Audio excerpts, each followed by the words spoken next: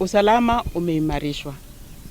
Maafisa wetu wa usalama wako pande hile masaa 24 vile nimesema. Kwa hivyo tuna appeal kwa wananchi ama wakaaji wa eneo hili lile mwenye ametoka aweze kurudi, kwa sababu tunawahakikishia usalama wao ili watoto waweze kurejea shule, wafanye mitihani na pia waweze kuendelea na masomo. Crime was committed. Lives were lost, property were lost. The investigations have been instituted. Our view is to have those perpetrators brought back to book. My appeal again, the society, let's team up together, share who are these people.